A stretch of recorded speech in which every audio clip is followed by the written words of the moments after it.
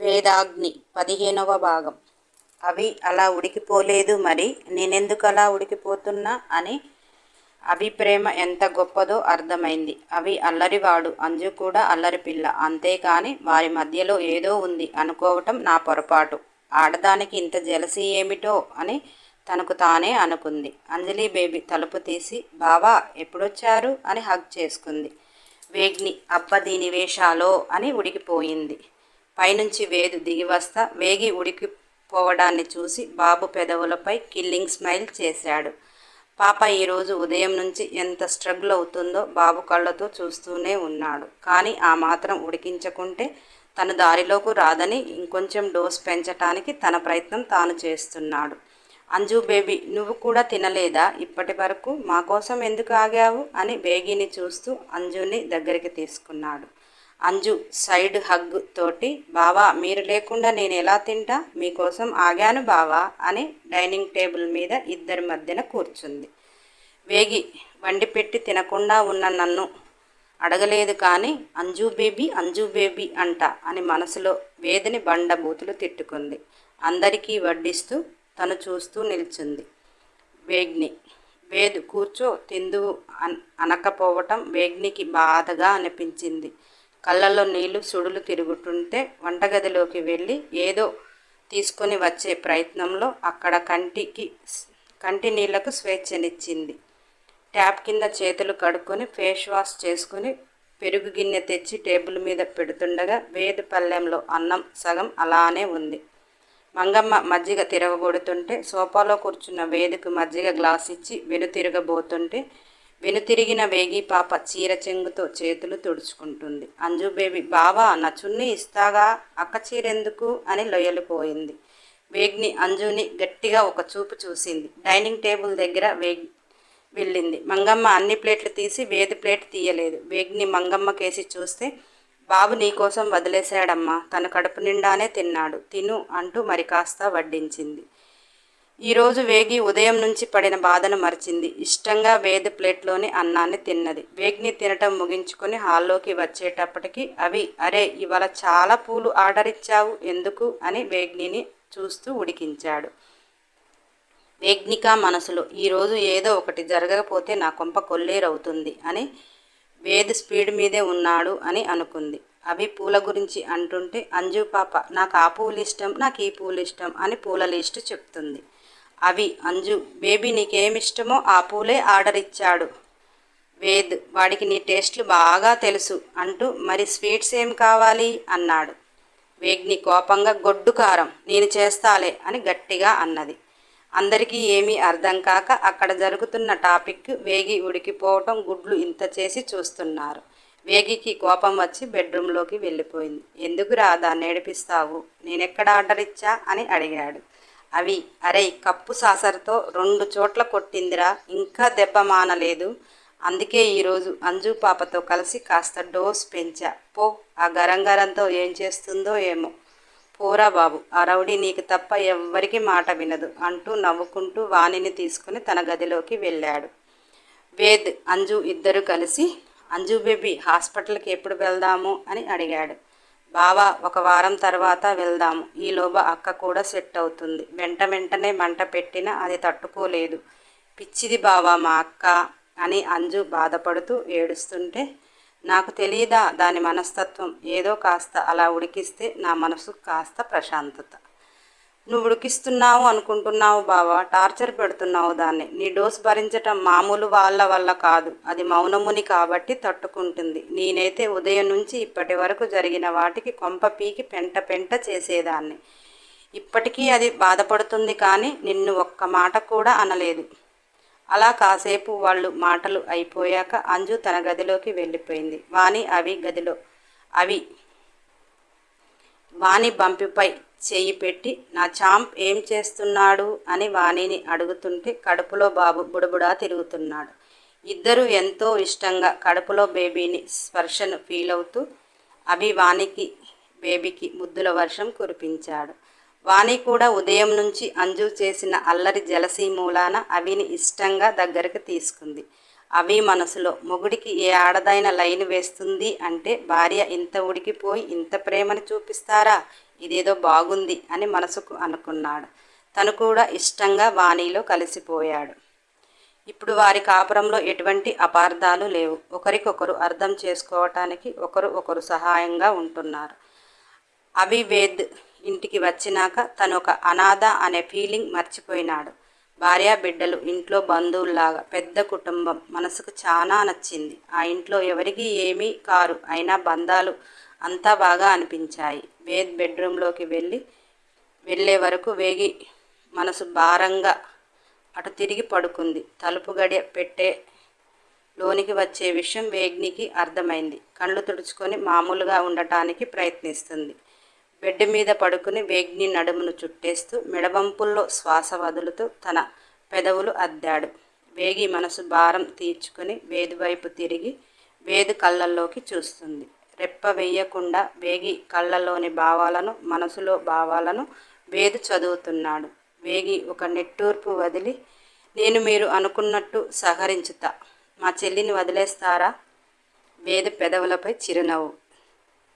చెప్పా కదే ఎప్పుడో నువ్వు వస్తే నాకెవరూ అవసరం లేదని. మరి నన్ను తాకాక మీరు ఎవరిని తాకవద్దు వేద్. ఈ జన్మకి ఎవరిని తాకను. మరి నువ్వు సిక్ అవుతే అన్నాడు. అబ్బా, నీకంత ఉందా? అంతలా ఉంటే ఇప్పటి వరకు ఎవరిని తాకకుండా ఎందుకు ఉంటారు? వేద్, గతం అన్నీ నీకు అనవసరం. నువ్వు సిక్ అయితే లేడీస్ ప్రాబ్లమ్స్ తప్ప అన్నది. ఓకే అవి ఎవరికైనా ఉంటాయి. అప్పుడు కాదు, మిగిలిన రోజులు నువ్వు సిక్ అయితే అని దీర్ఘంగా అన్నాడు. నేను డాక్టర్నే కదా, నాకు నేను క్యూర్ అవుతా. నిజం. Ved, deal is done. నువ్వు మిగిలిన రోజులు సిక్ అవ్వవు. వేగి ఎస్ కాన్ఫిడెంట్గా చెప్పింది. బాబు పెదవులపై చిరునవ్వు. పాప మనసులో కొత్త నేర్పించు, నువ్వు నేర్పిస్తే తప్ప నాకు రాదు. నేర్పించు అనేవాడు ఏం చేస్తాడు అనే ఒక వెర్రి డాక్టర్గా తనకు తానే ఫీల్ అయింది. మళ్ళీ మీరు జన్మలో ఎవరిని ముట్టుకోవద్దు అన్నది. నేను జన్మలో ఎవరిని ముట్టుకోను, కానీ నువ్వు కూడా తాళి కట్టు అనవద్దు.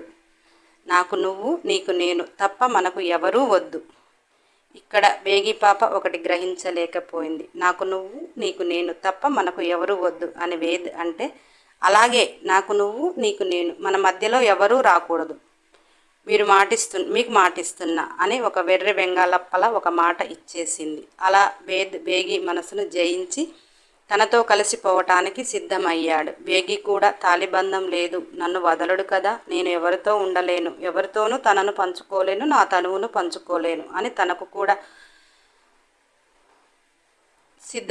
తనలో కలిసిపోవటానికి సిద్ధమైపోయింది.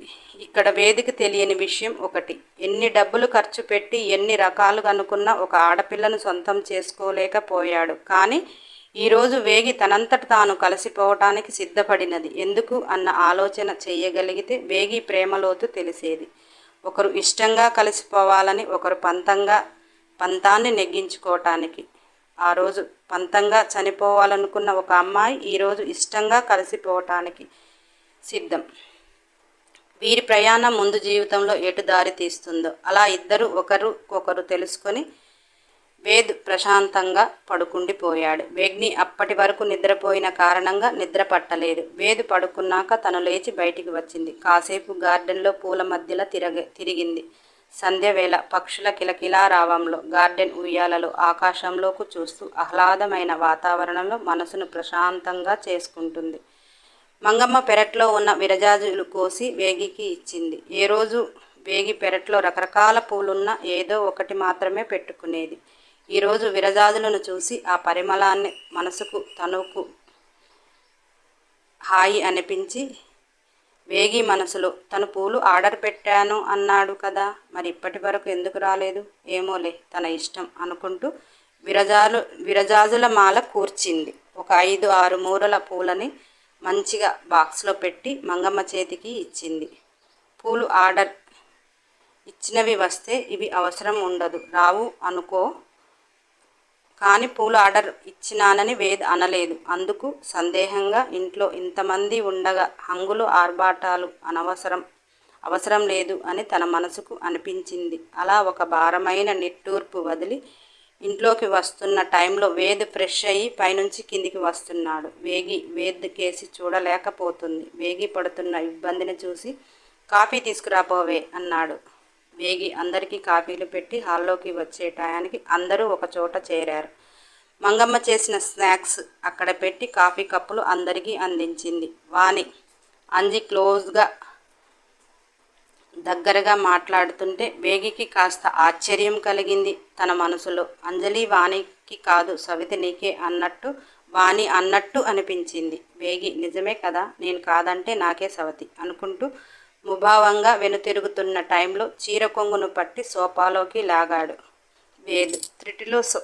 త్రుటిలో సోఫా ఎడ్జికి తగలబోయింది. తన చేతిలోకి గుంజుకున్నాడు. పాప తలకు దెబ్బ తగలకుండా నడుము విరుగుతున్న అన్న వేళ బాబు ఒళ్ళో ల్యాండ్ అయింది. కళ్ళతో ఎగరేస్తూ ఏంటి తినకుండా పోతున్నావు, కూర్చో అని పక్కన కూర్చోబెట్టాడు. వేద్ తినిపిస్తా ఉంటే ఒక్కొక్కటి తినలేక తింటుంది. వేద్ స్నాక్స్ తినేసి కాఫీ తాగి అరే ఒక మీట్ ఉన్నది, 1 గంటలో వచ్చేస్తా అని అవికి చెప్తూ వేగికి సిద్ధంగా ఉండు అన్నట్టు కళ్ళతోటి ఒక స్మైల్, ఒక ఫేక్ ఇచ్చి వెళ్ళాడు. అంజు పాప వేద్ బావ సూపర్ రొమాంటిక్.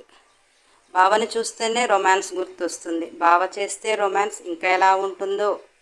వేగి పాప అంజలిని తినేసేలా చూస్తూ ఇది మరీ ముదిరిపోతుంది అని మనసులో అనుకుంది.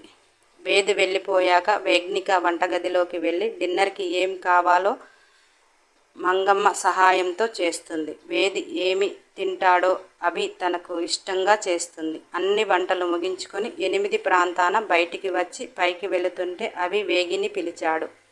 అవి వేగితో నీకు చెస్ ఆడటం వచ్చా అని అడిగితే అంజు మా అక్క ఛాంపియన్ బావా అని అవితో చెబుతుంది. కమాన్ వేగి ఒక ఆట ఆడదాంరా అని పిలిచాడు. ఇద్దరు చెస్ పోటాపోటీగా ఆడుతున్నారు. అవి ఆడుతూ వేగిని చూసి అసలు నువ్వు వేది గురించి ఇప్పటివరకు ఏం తెలుసుకున్నావు అని అడిగాడు. వేగి మనసులో నా బొంద నాకేం తెలుసు, ఎప్పుడు చెప్పి చచ్చాడు కనుక. మాట్లాడితే ఒక ముద్దు, ఒక హగ్గు, వండి పెట్టినవి తృప్తిగా తినటం, వెళ్ళిపోవటం. నేను డాక్టర్ని, నన్ను ప్రాక్టీస్కి పంపుతాడా అని అడుగుదామన్నా నన్ను ఒక వంట మనిషిని చేశాడు. ఇంతకంటే వేగి పాపకి వేది గురించి ఏమీ తెలియదు. సొమ్ము పొగరు కష్టపడి స్థాయికి వచ్చాడు. తల్లిదండ్రులు చనిపోయారు అని చెప్పటమే కానీ తన నోటితో చెప్పింది లేదు. తనతో ఏ రోజు ఏమి పంచుకొని వేది గురించి ఏం తెలుసు అంటే ఏం చెప్తుంది, నాకేమీ తెలియదు అన్నది. అవి ఫ్యామిలీ డీటెయిల్స్ అన్నాడు. తెలియదు అన్నది. ఆస్తుల వివరాలు అన్నాడు. తెలుసుకోవాల్సిన అవసరం లేదు అన్నది. వాడు నిన్ను ఎందుకు కోరుకున్నాడో అదైనా తెలుసుకున్నావా? వేగి ఒకరిని ఇష్టపడటానికి కారణాలు ఉండవు. నా విషయంలో తనకు జరిగింది అదే అనుకుంటా. నన్ను పొందటమే అతని ధ్యేయంలా ఒక యాగం చేశాడు అనుకుంటా నేనైతే అన్నది. అవి పెద్దలపై చిరునవ్వు. అవి వేదికి ఇంకా రిలేషన్స్ ఎవరైనా ఉన్నారు అనుకుంటున్నావా? వేగి చుట్టరికాలు లేని మనిషి అనేవాడు ఉండడు. కలుపుకుంటే ఎక్కడైనా బంధాలు ఉంటాయి, కలుపుకోకుంటే రక్త సంబంధాలే దూరమవుతాయి. మన అనుకుంటే ఏ బంధమైనా కలుపుకోవచ్చు, వద్దు అంటే కన్నపేగు తోడబుట్టిన బంధం కూడా తెంపుకోవచ్చు అని వేగి అంటుంటే అవికి కూడా నిజమే అనిపించింది. వాడు ఏ బంధాన్ని కోరుకోడు, కానీ ఒక బంధం వాడు కలుపుకోవాలని లేకపోయినా వీడికి లాగానే అందరినీ కోల్పోయి వీడి కోసం ఎదురు చూస్తుంది. ఎవరా బంధం అని వేగి అడిగింది. ఒక అమ్మాయి, రక్త సంబంధం. మరి ఎందుకని వేద్ గారు తీసుకుని రావటం లేదు అని వేగి అడిగింది. ఇన్ని రోజులు దూరంగా ఉంచాలి అనుకున్నాడు. నువ్వు వచ్చాక వాడికి కొంత బంధాల విలువ తెలిసిందనుకుంటా. వేగి అయితే ఇప్పుడు అమ్మాయిని తీసుకొస్తాడా అన్నది. తీసుకుని రావచ్చు, కానీ పరమ గయ్యాడిది.